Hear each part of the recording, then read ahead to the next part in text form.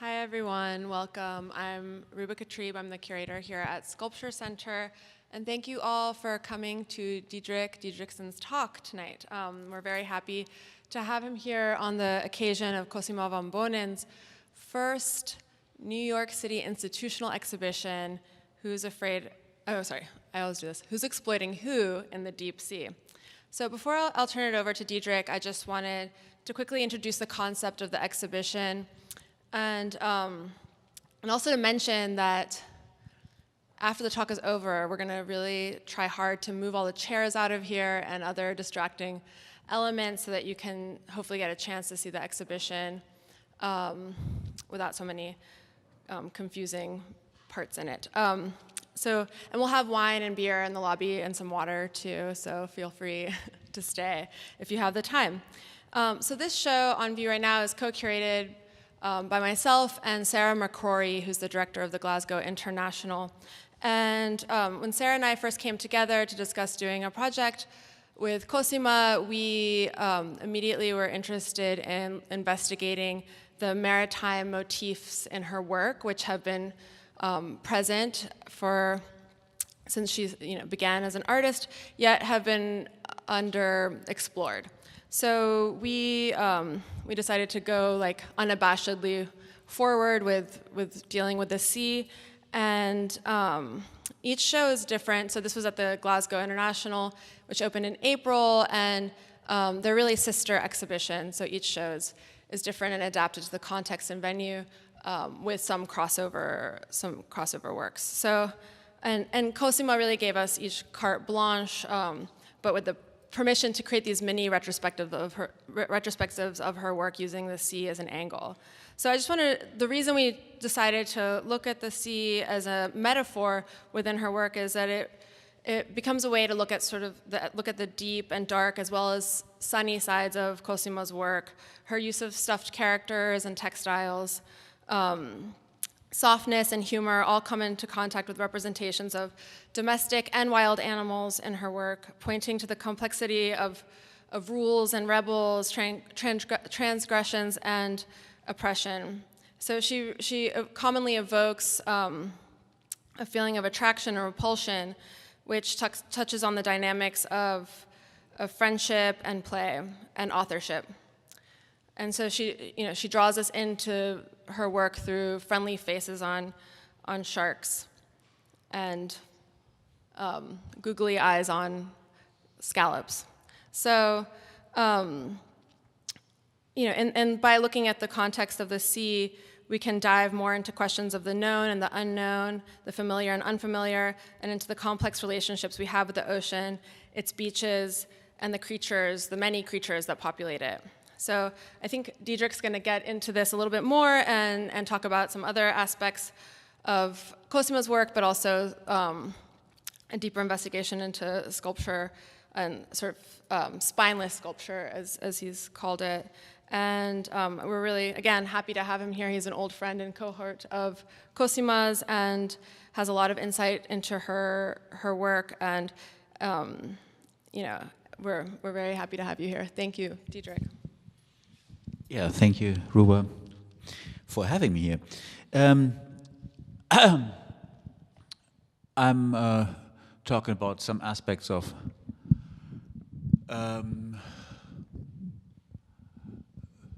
being underwater and Cosima's work, of course. The talk is called Three Clitorises and Three Penises, the spineless, the cute, and their ocean.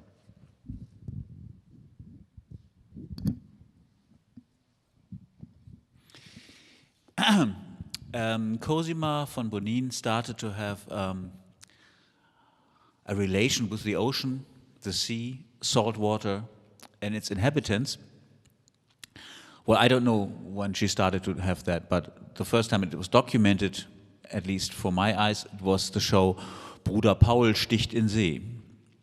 In this show at Kunstverein, the Kunstverein in the port city of Hamburg in 2001, there was, among other things, during the opening, a ballet of sailors, friends and collaborators, dancing in a well-rehearsed choreography in sailor suits and captains' uniforms.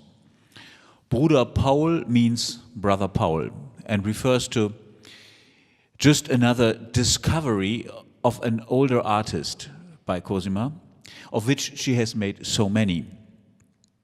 So, for example, one of her very first public appearances was a group show in which she was showing balloons stamped with the dates of first solo exhibitions by some artists that she thought of as important and were some kind of idols. In another early show, there was this these three names written on the wall: Yoko Ono, Mary Bauermeister, Wiebke von Bonin, honoring two admired female artists and a distant relative who happened to be a TV art educator. And there were plenty of other homages like this in her work. But also well known is the tendency to give everybody that she refers to, that she mentions, a function in a kind of semi-real artist family. And after many fathers and mothers came, in this case, in 2001, a brother Poul. And although Danish artist Poul Gerns was also older than her and could have been a father, and at this point already dead, he becomes her brother in the common effort to stechen in See. Stechen in See means, literally translated, to stab the ocean or to sting the ocean. But it is its meaning is to set sails. But in this, it is interesting that the ocean was to be opened by a violent operation, a kind of perforation. But even then, when the ocean was more a surface on which the sailors danced, Cosima as a sculptor was already interested in the loss or absence of strength and the loss of the apparatus which helps one to stand upright. There are plenty of objects, shopping bags, for example, or this kind of fence that you see behind you in the very last row, as early as the early 90s in her work, which do not manage to stand upright, that are kind of ostentatively weak or soft. It was only a question of time when she would discover that under the surface of the ocean, the spineless animals were perfectly able to live and move and look upwards and downwards because they were carried by an atmosphere, an ambience, a surrounding. Maybe it could be possible to not liking or to not be able to stand upright and be carried by something else, not by oneself, not by a spine, not by an apparatus that we had to develop ourselves, that we had to grow inside of us, this kind of back that we stand on. But give this over, this whole question, the whole problem of being upright or moving to an ambience that would carry you, carried by something else, something around you. And wouldn't that be precisely the problem that sculpture would have to solve today in a post-masculinist world? Because to stand upright on a pedestal is the traditional norm for a sculpture. In his genre-defining essay on the Laocoon group, Lessing famously defined as a goal of sculpture to simultaneously express human suffering and human dignity. The pain of the protagonists of that classical sculpture who have been bitten by poisonous snakes and are about to die. And this dying would finally result in their falling down, ceasing to stand up, is matched with the bravery of their endurance. They still stand. Lessing enjoys the depiction of standing as possible falling, as what comes before falling, or predictable falling, because being bitten by this kind of snakes, you cannot endure forever. So to stand upright is not only the condition of a certain sculpturability, it is a condition of subjectivity, that sort of subjectivity that gives the Laocoon group the dignity that is so important for Lessing, the dignity in their faces, that they endure the pain and not just collapse and are just become like objects. Subjectivity in the broadest sense of the concept. In order to stand in a phrase at the beginning and to command from that space the rest of the sentence is the place of a grammatical subject. A possible hero or failure, but always a cause and a responsibility of what follows. Verbs, doings, goals, aims, objects, time, place, circumstances, other people. We have the tendency not to look at these other things when we were producing sculptures, but only to these subjects, these commanding words in a sentence.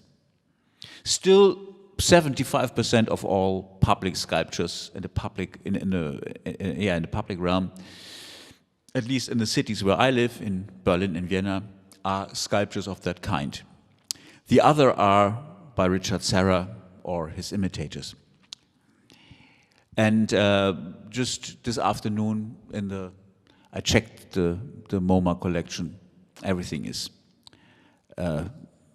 Every sculpture has a spine. To stand upright and be sculpturable implies that the model for the sculpture is a human being with a spine, or less often other animals with spines, spines that are serving in the uprightness in the case of horses. To have a spine or to stand upright are not completely coextensive, but having a spine is a condition for being able to stand upright and more or less a condition for being a possible model for sculpture. In leftist German parlance of the 60s and 70s of the last century, there were certain expressions like to present your spine, to show your spine. And it was a metaphor for being uncorrupt, not opportunistic.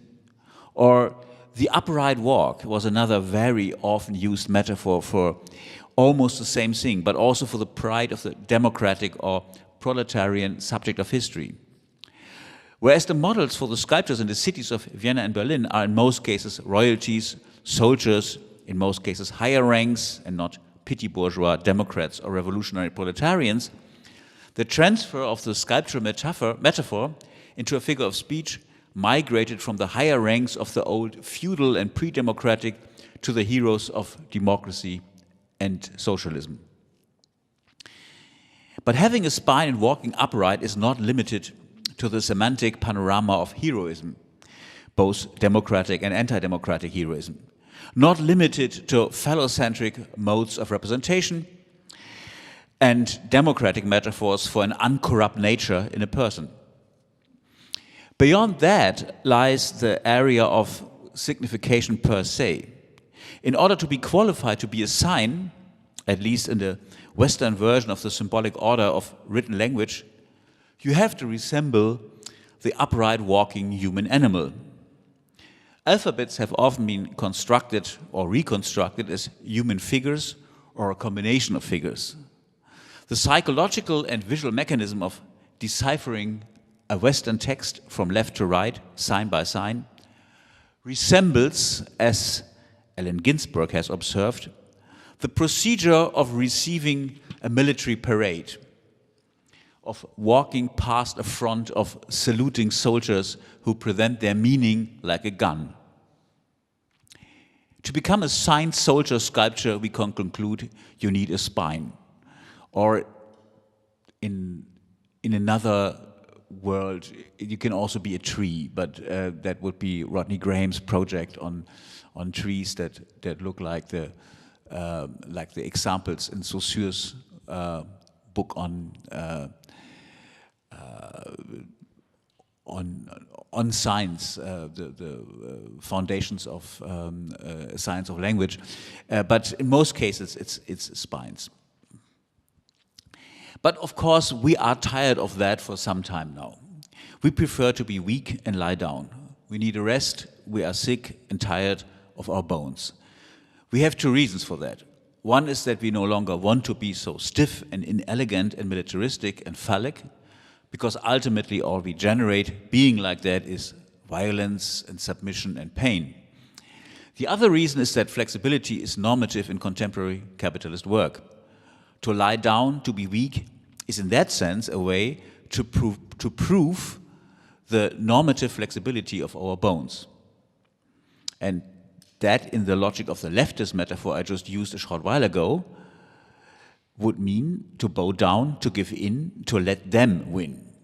So we see that standing up versus lying down is a classical case of bad alternatives.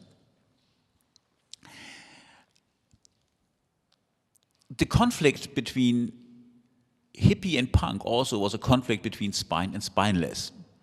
I'm mentioning this also because of the dolphins that you see outside of that inner space here. Hippies wanted to be with the dolphins in the sea, as in the famous song by Fred Neil, which was covered, among others, by Tim Buckley and the Youngbloods.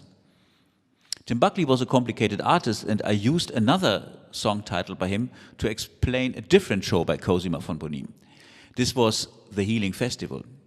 But the Youngbloods, I don't know if anyone of you still knows the Youngbloods, were the most spineless and jellyfish-like band ever. Or not ever, but until ambient arrived. And ambient does not count because it is asubjective. And to be truly jellyfish-like and spineless and enjoy it, you need to have a subjectivity which is floating freely in the tank of the generosity of giving itself up. Only in a possession of subjectivity you can truly enjoy an asubjective state. Punks, of course, were not just the militarist, phallic, upright soldier signs of disciplinary culture again, which was like before the 70s, but they were the caricature of that position in order to fight the weakness of hippie culture. Their uprightness and stiffness reached every aspect of the body in a totally marked way, not in the unmarked manner of classic normality. Even the hair had to be spiky and stand upright and was not allowed to relax.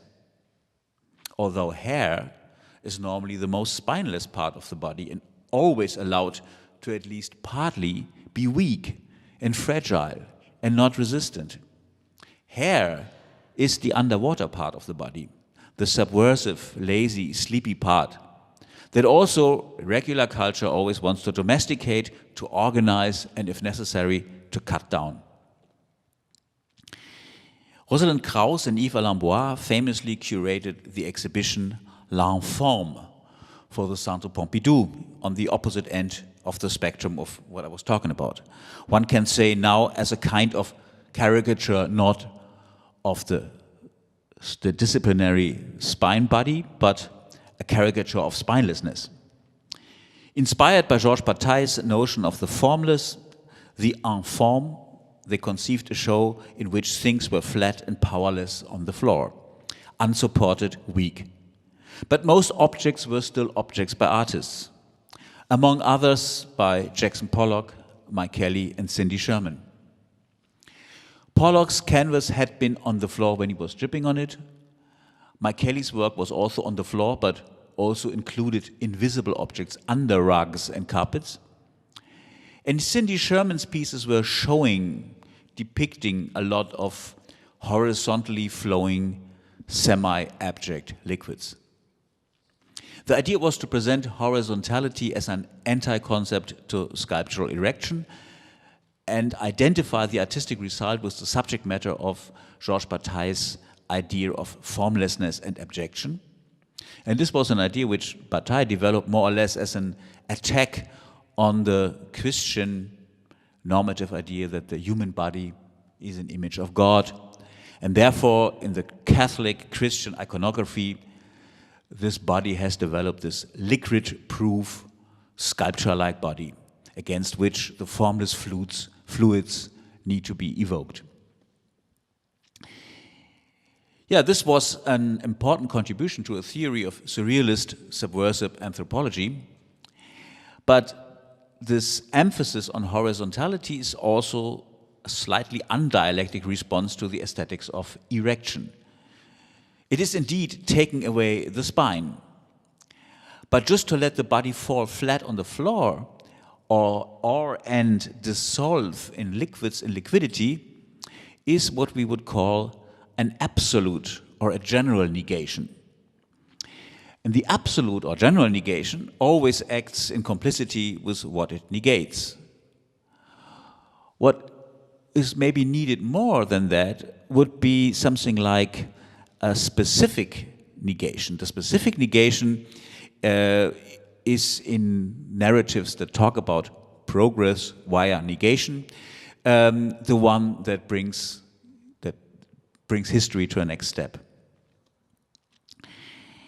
And another thing is that the history of these proud, militaristic, upright sculptures is full with examples of dead and dying soldiers who are not enduring like the heroes in the Laocoon, but that are already dead, adding to an ocean of blood and broken bones against which the triumphant soldiers erects his guns and bones and flagpoles. So in many ways, horizontality and verticality are codependent. The Santiago, for example, in Spain, the symbolic saint of the Christian Reconquista of the Iberian Peninsula, is often shown on a sculpture with a carpet-like mass of dead Muslim bodies around him that he has just killed. This horizontal ocean of death only becomes the backdrop for the spine of the conqueror, or now the reconqueror. And in the cathedral in Santiago de Compostela, they cover the pedestal of their Santiago statue that is full with killed Muslims. They cover it now with a flower arrangement. After 9/11, they were afraid of a revenge. So interestingly, a flower arrangement also works as a decorum for the pedestal of a hero. But from Bataille, there's only a short distance to another artist from whom there again leads a very direct route to Cosima von Bonin. Jean Painlevé. Young Jean Painlevé published in magazines which Bataille co-edited. His dramatic photographs of single limbs were equally contributing to the anti-Christian definition of the human and the non-human flesh, as were his later films, admired by many surrealists, from Bataille to Man Ray, with a focus on his masterpieces on animals of the sea, and here especially on the jellyfish. The film is called Comment naissent les méduses from 1960, How the Medusas Are Born, and Amour de le pieuvre, 1965, The Love Life of an Octopus. These are the best known of his films.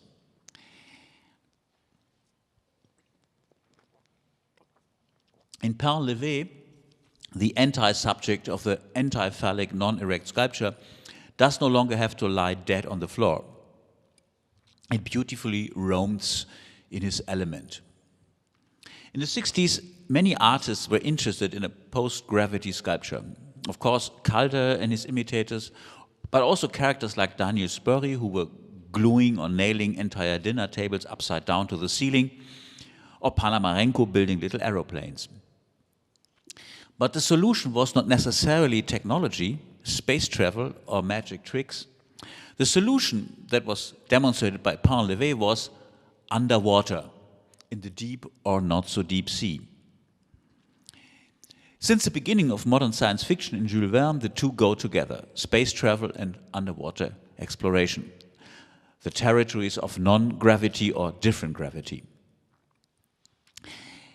But they also always go together with a certain need or idea of immersion.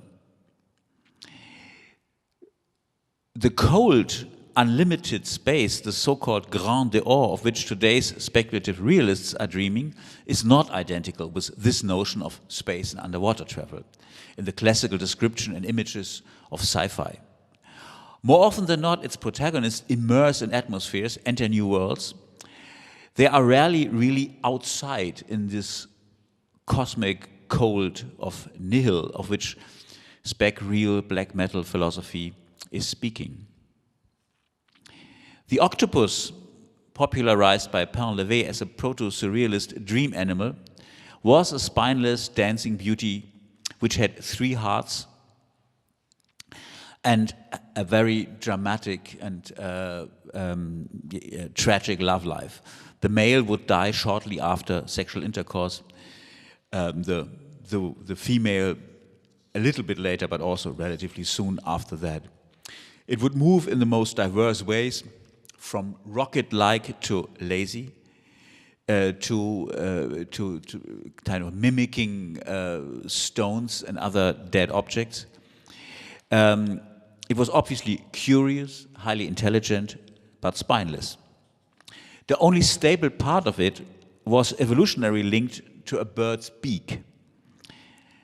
The introduction of the octopus into the general imaginary was not immediately successful.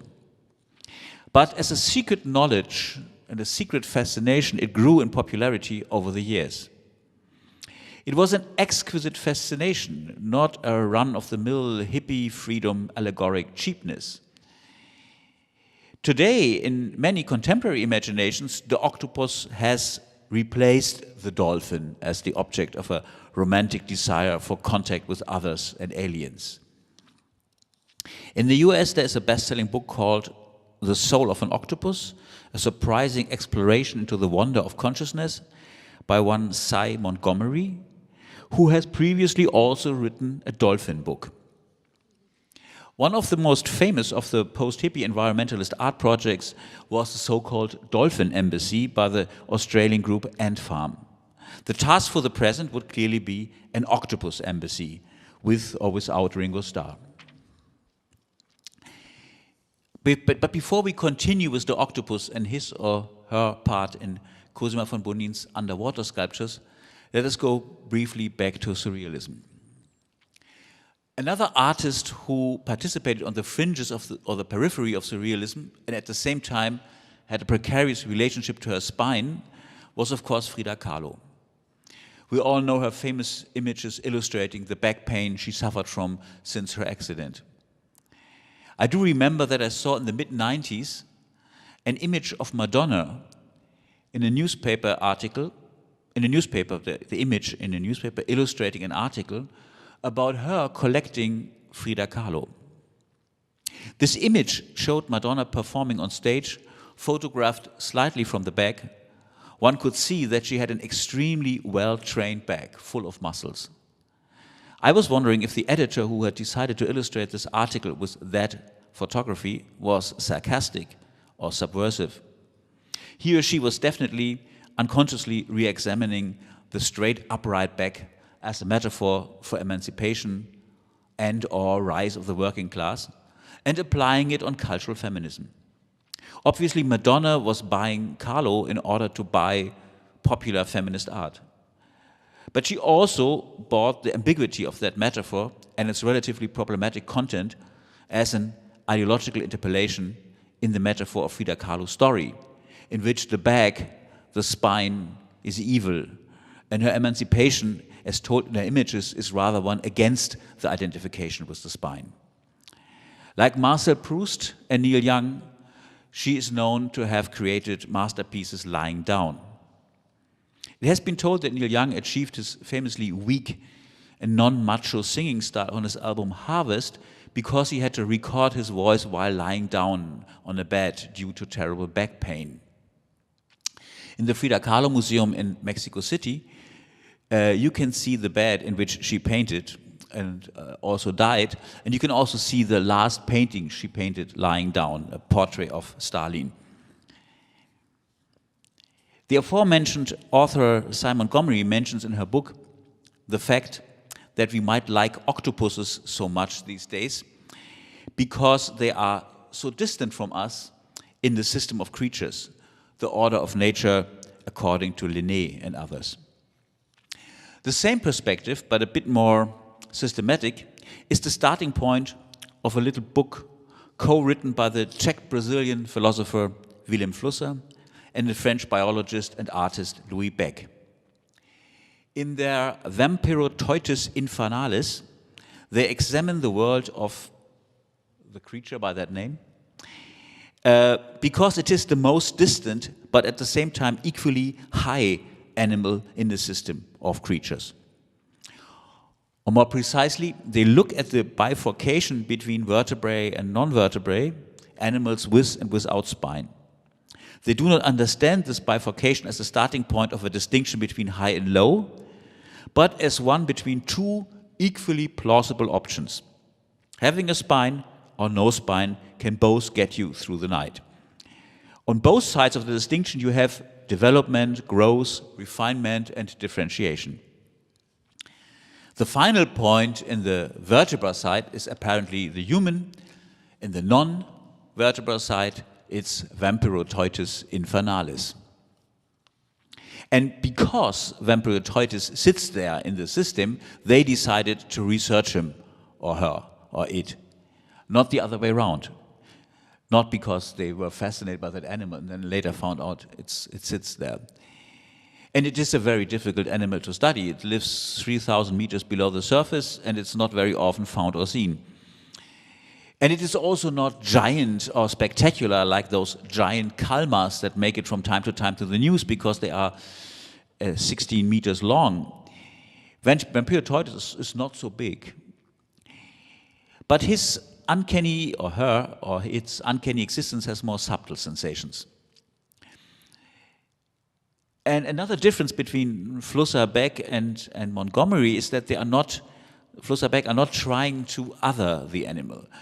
Whereas she would rarely directly say things like his penis, but use quotation marks or say things like the equivalent of what in a mammal would be a penis or something like that. They say explicitly his mouth, his anus, etc. And here we come back to surrealism and Bataille. The most important feature of Vampirotoitus infanalis, next to his very cool name, is the minimal distance between his or her or its mouth and its anus. This observation makes it possible for us to evaluate this decision by nature. Whereas humans, and even more so than other vertebrae, try to put a distance as long as possible between their mouth and their anus, the Vampirotoitus, just like other so-called cephalopods, make a not only symbolic statement out of placing both openings as close to each other as possible. This is of course also negating or relativizing the human idea of productivity as a transformation of fuel and food into movement, energy and excrements. What is produced and what is consumed is no longer dramatically distinguished as in the human economy, where the distance between anus and mouth is celebrated by the genre of sculpture. Which takes us back to the back, the spine. I related the metaphorical upright walk to social achievements, to a leftist culture of working class pride and civil rights.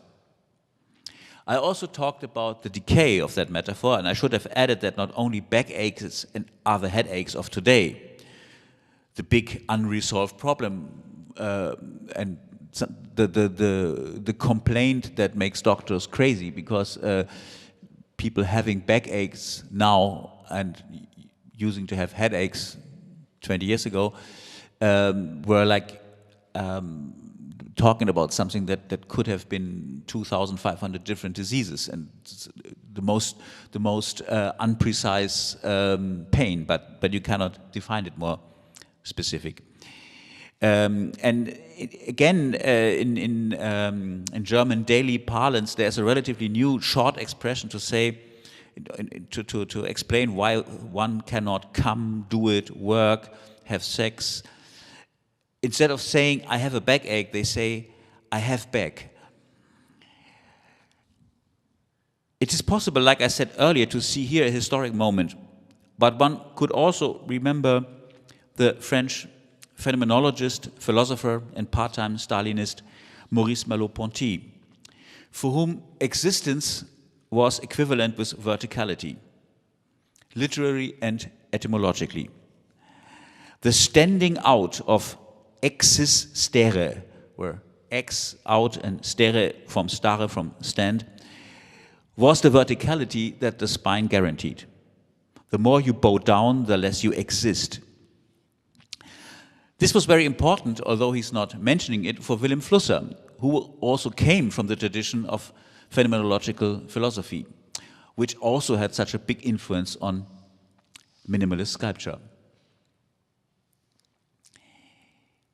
But for Flusser and Beck, also the sexuality of vampire squids is as important as the erasure of that anthropological border between taking in and putting out, which also governs the still universal abstract cybernetic metaphor of input and output.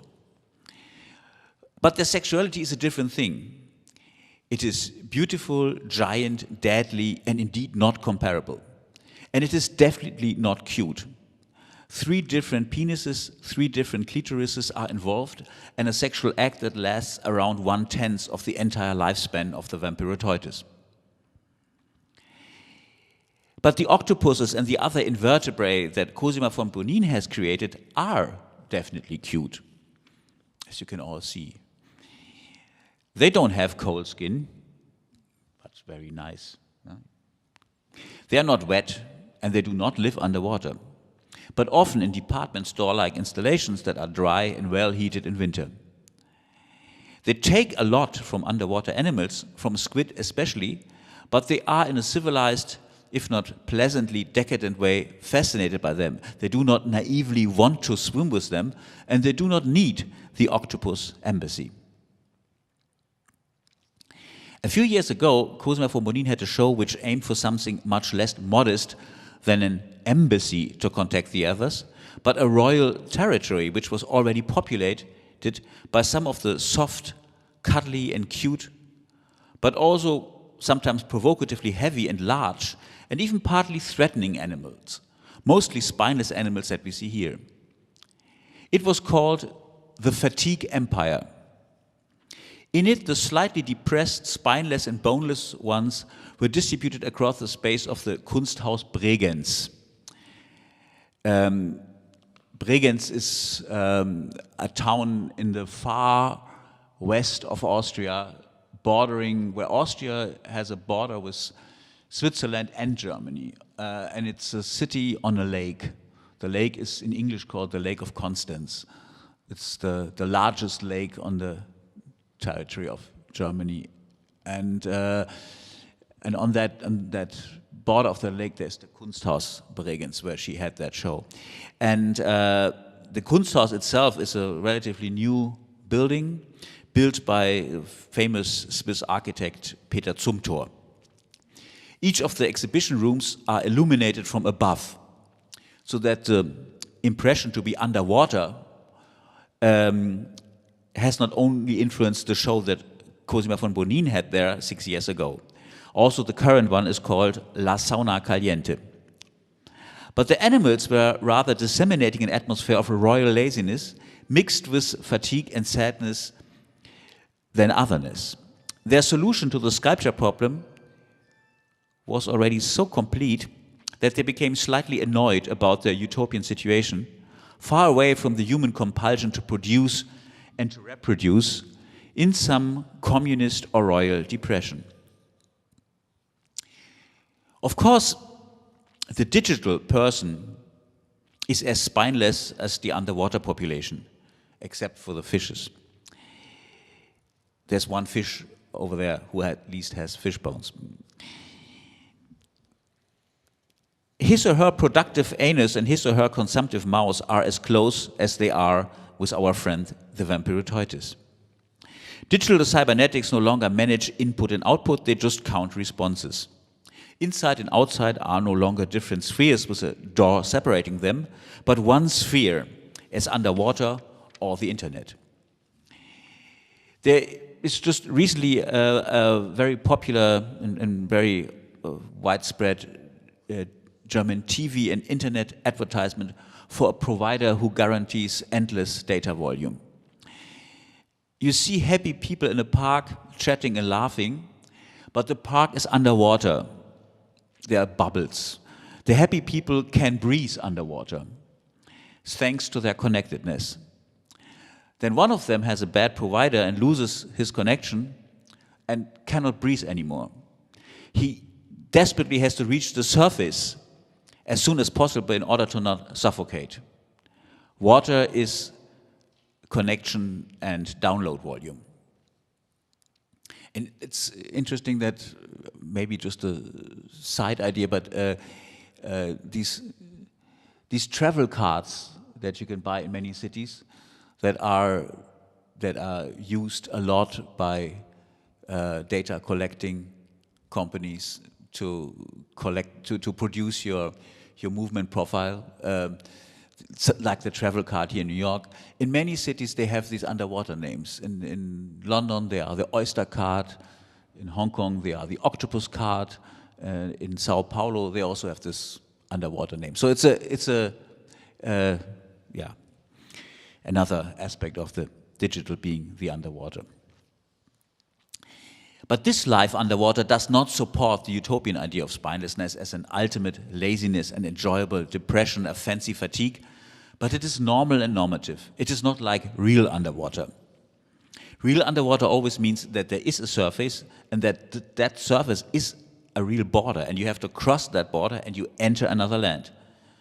This is not the case when the atmosphere that is carrying us is everywhere and without border, without distinction. No wonder Cosima von Bonin keeps up the underwater, combines it with the ambivalent, regressive weakness that we find cute. Cuteness, especially in furry, lazy, cuddly, spineless animals, is a complex strategy which contains large amounts of self-betrayal, regression, subordination, depression, but also, in a way, subversion or a passive aggression. It might be mainly a Japanese manga fantasy that cute rebels can smash something, whatever the system or something like it. But the cuteness of Cosima's Emperors of the Fatigue or the Underwater Kingdom connects laziness and sadness with provocation and a very sweet, obnoxious behavior. Just take a look around. Now, of course, all these qualities are connected to the narrativity on one hand and the atmospheric whole of the installation on the other. They can only be had if we accept the rules, hierarchies, and privileges of the art world. The fact that this underwater is not the real underwater. The cuteness stands for the passive version of the constant excitement, enthusiasm that everyone in this world is permanently and normatively producing. It is a specific phase of non-freedom in this world. One can maybe say that if we look at it again historically, and not from an existentialist perspective, that we had several figures of the unfreedom of nominally free individuals. Work in the pre-Fordist and early Fordist industrial culture, consumerism with conformism in the high days of the Fordist compromise, the need to invent and reinvent yourself as often as possible in post-Fordist postmodernism, and the need to be pleasantly cute in the current regime of cybercapitalism. Each of these normative figures also had liberating components. Cute, for example, liberated us from standardized beauty. We now can be sexy via cuteness if we don't have a standardized, beautiful body. But none of the liberation elements can survive very long, since the ties they have with the exchange value of each achievement, including cute, are even tighter with every new model. That is why the animals are also a bit melancholic. They know the art world is not an artificial underwater paradise. It is rather like real water, cold, wet, and if you're not rich enough, you drown. Thank you for your attention.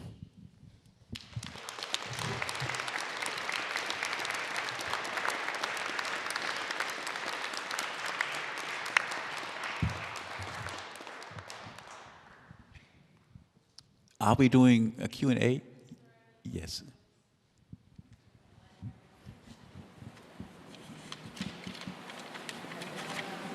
I was wondering, you talk a lot about spinelessness. You didn't talk about exoskeletons. Exoskeletons. It's like the lobster over here. It doesn't have a spine, but the entire body is the spine. Interesting. I wasn't aware of that. His entire body is a spine? The exterior. A shell, okay, yeah. Yeah, no, I didn't think about that. I mean, the jellyfish and octopuses and shells, they are called, their biological term in German is Weichtiere, which is soft animals, and that was guiding me more or less as a category, and I assumed that every animal that is not a fish in the ocean is that. I wasn't aware that the lobsters or also the shells over there, of course, have normally these kind of hard things around them, because they are so soft in Cosima's version. No? They are so cuddly and and do not resemble shells at all. They resemble the same order of non-resistant, weak softness and spinelessness. But of course, you're right, that would have been another interesting component.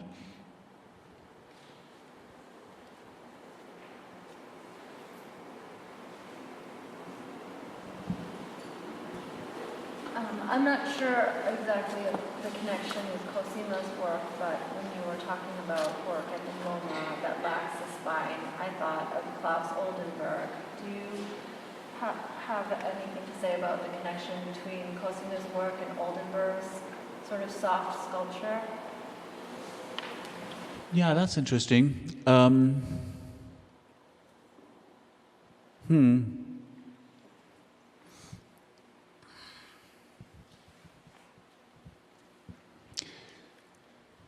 I mean, the difference is, of course, that the kind of alienation or displacement aspect in Oldenburg refers to not to subject models or forms of being in the world, but to objects, commodities, and things. And so the quality that is added to the things, or the distance that the things travel when they become soft, is in relation to a different order of things, and it contains both sides. It contains like they become the more friendly commodity. They kind of play out an aspect of the commodity which in mass-produced commodity wasn't even present, but was only like something that comes out today, that the commodity is like acting as if it was not mass-produced, but produced for yourself or to something that you could get close to. Whereas in Cosima's case, I think this is all about possible subjectivities. It's all about how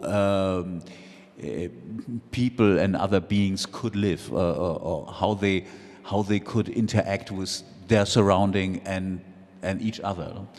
Maybe that's the difference. But you have also in Cosima's work, you have things that are more that do not fit into the category that I developed this evening. You have objects that are not proposing anything in a discussion of subjectivity, and I think that this fence, this weak fence that you see at the end of the room is a part of that, but there have been installations in which there were much more like that. Installation with mushrooms and little fields were defined, or ways through fields, where it was all about more like relation to landscape and things like that, I think one can see a territory where Oldenburg and Cosima might have certain common borders, although they also, in many cases, are very, very different.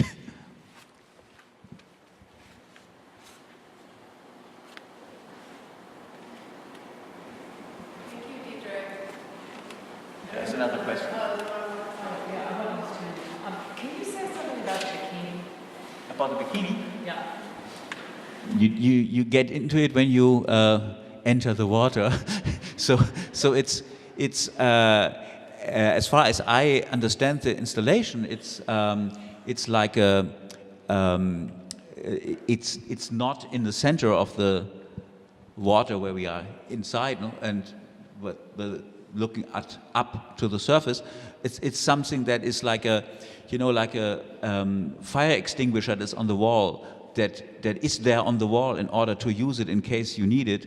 The bikini is there on the wall in order to use it in case you need it to immerse in the environment in which we are, which is not exactly like, but similar to the Kunsthaus Bregenz, something where the light comes from above. So, which can be imagined as a underwater situation or a tank or something like that. That was the. Of course, there's this nice idea that a bikini is a flag.